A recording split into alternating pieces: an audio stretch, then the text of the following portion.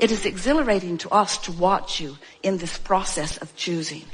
And when we visit with our physical friends, often they do not realize that they are choosing vibrationally. They are choosing through their focus. They are choosing without words, sometimes with words, but often what you think you want or even what you are speaking is different from the vibration that you are actually emanating. So, as you were source energy before you came into this physical body, and a part of it is here, and as you sift and sort in the way that you knew you would as the leading edge genius creator that you came forth to be, as these rockets of desires emanate from you, they are held by the source energy. They are held by the non-physical part of you. And we have begun fairly recently to lovingly refer to this state of vibrational beingness, this state of vibrational becomingness, this eternal expansion of which we are all a part. We refer to that place, that holding place of these rockets of desire that you are emanating as your vortex of creation. And the reason that we call it a vortex of creation is because of the powerful law of attraction, who is always gathering all cooperative components. There is this powerful energy that is swirling, that is the culmination so far of that which you have become. You were source energy before you came into these bodies, and you are source energy while you are in these bodies. But here in these physical bodies, as you are exploring and expanding, the non-physical part of you is becoming with every request that you make. When you ask, it is given. It is given immediately. When you ask, it is given immediately. It is not just that it is given, it is that the larger part of you becomes what you are asking for. So if you are sick, you are asking for wellness, and that non-physical part of you is now weller than ever because of the contrasting experience that you've lived. If you have not enough of something, like clarity, in your confusion, you ask for more clarity, and that non-physical part of you becomes more clear because of the specific request that this confusing situation has caused you to call for. In other words, you continue to expand, constant expansion, constantly becoming. Which means there is the potential, we know you have noticed it from time to time, there is the potential of you not being up to speed with that which you have become. You have noticed it. And when you are not up to speed with all that you are, you feel the emotional indicator of that. That's what your emotions are letting you know. When you feel frisky, when you feel exhilarated, when you feel passion, when you feel love, when you are in the mode of appreciation, you are tuned in, tapped in to the fullness of all that you are. And you are allowing yourself, under those emotional conditions, to be seeing the world through the eyes of your source. The whole of you is present in that moment of appreciation or love. But if you are angry or afraid, if you are criticizing or feeling criticism, if you are focused in a way that negative emotion is present within you, that's your indication that right here, right now, you're not vibrationally up to speed with all that you've become. It doesn't mean you're bad. It doesn't mean you're inappropriate. It simply means that you lived your life as you intended to do. You came into this body just like you said you would. You focused into this environment and you explored the contrast and you became more as a result of it. And the source energy within you has become that expanded beingness, and you, in your negative emotion, aren't up to speed with that. Isn't that nice to know? But when you feel the negative emotion, it's such a good thing, because now you are empowered to do something about it. Now you are consciously aware that there's a vibrational gap between you and you, between the you who is focused here, the powerful you who is focused here, and who you really are in this vortex, who you really are as source energy, who you really are as the expanded being that you've come to be, that you have become, because of what you have been living, because of the exploration of life experience. This is a really interesting conversation, because you're choosing them by your chronic or active propensity to think. In other words, when we say, think a thought, what we really mean is focus. Imagine an emotional scale that has joy and appreciation on one end and true discomfort on the other, like fear or disempowerment. and some of everything in between. And if you've been focused upon something that is causing you to feel discouraged, then that subject has more or less trained you into a vibration of discouragement. It's like a habit. It is exactly a habit. All a belief is a habit of thought, which only means that's the easiest thought to think. Those are the events that law of attraction is serving up to you, because law of attraction is giving you that which is close to where you are vibrationally. So if you are just an observer, as you say, you're not just an observer, but you are acknowledging that often you're observing. Yes. As you are observing the situation, or even observing the thoughts that you're thinking in response to the situation, what's happening is you're just shoring up that pattern of thought. So a deliberate thinker or a deliberate creator is one who thinks the thought but feels the vibrational indicator of what that thought means. In other words, we said earlier that your emotions, the reason that they work is because they give you relational feedback on the thought that you're thinking and the thought that your inner being is thinking on the same subject. So if you're thinking a thought that is causing you to feel discouragement, what that means is the way you're looking at it is way different than the way the source within you is looking at it. If you're thinking a thought that makes you feel overwhelmed, you're looking at it in a way that's way different than the source within you is looking at it. Now, your inner being can't modify law of attraction to help you. Your inner being can't think for you. All your inner being can do is think the thought the way your inner being thinks the thought, which means you get to feel the alignment or not of the way you're thinking, which means you now have the opportunity to make a decision to think a different thought.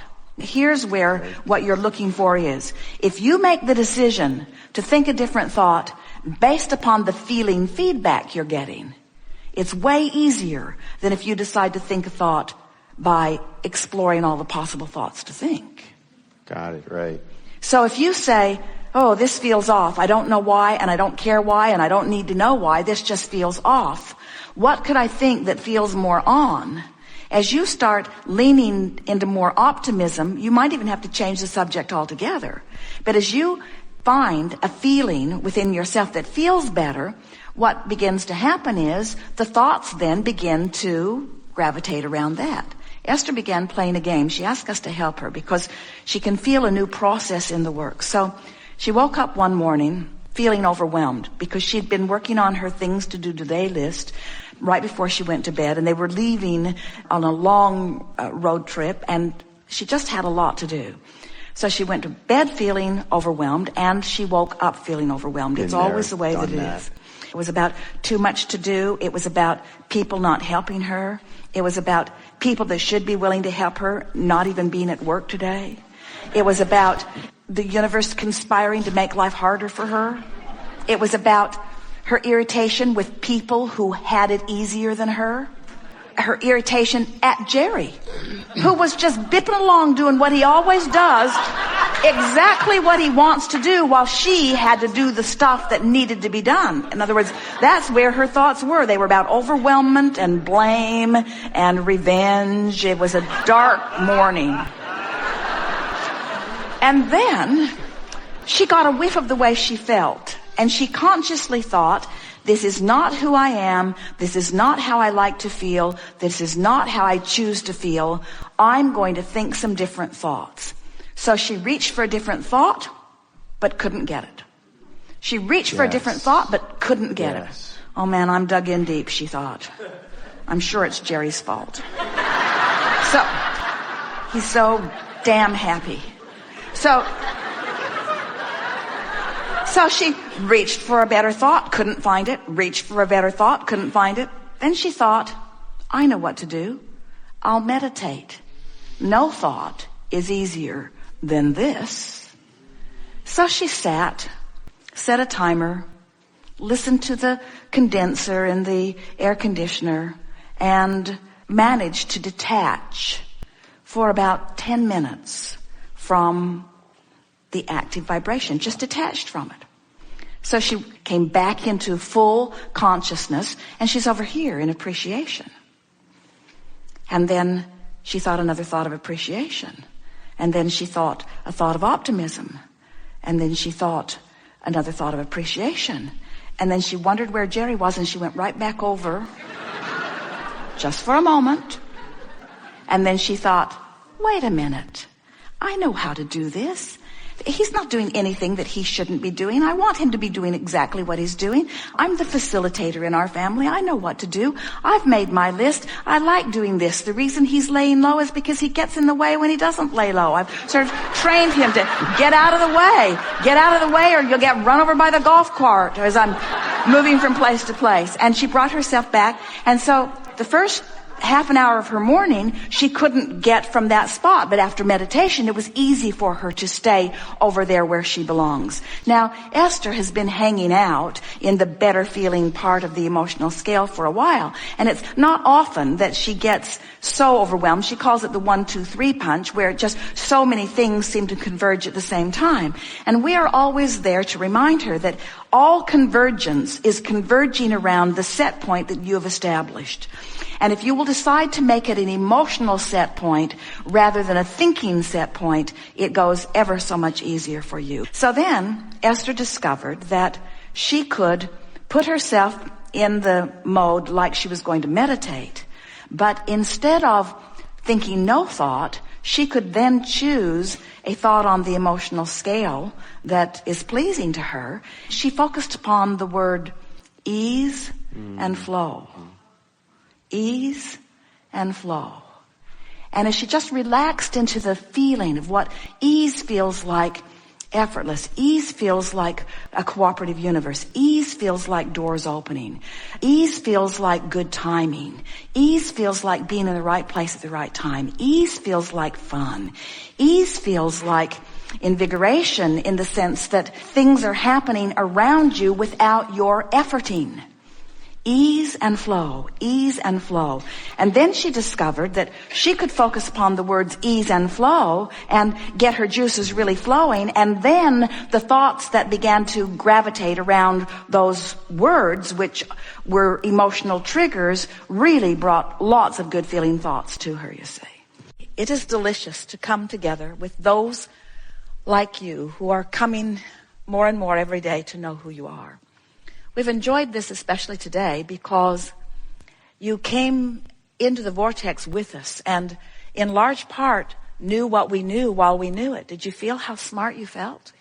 In other words, didn't it make sense? Didn't you find the logic of it? Can't you feel your power as you know who you are? We always like it when we have conversations that sort of help you to ease up on your concerns about health and ease up on your concerns about death and ease up on your concerns about lovers and money. Anything that causes you to just let go of your grip a little bit gets you into closer vicinity of who you really are. And because we see so clearly what's in your vortex, it is exhilarating to us to anticipate the manifestations from inside the vortex that are on your very close doorstep.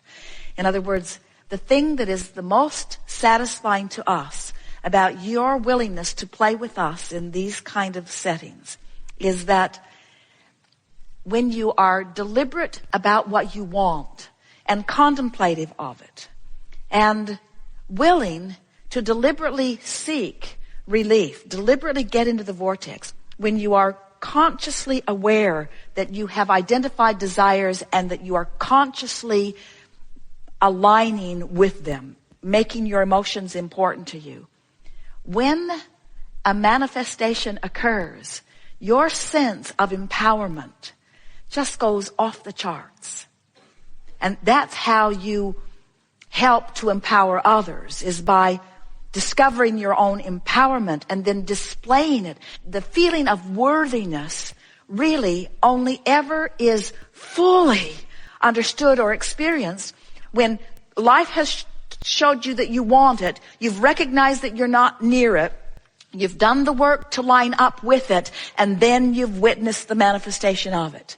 That's when you feel your power. That's when you know who you really are. That's when you are being who you came here to be.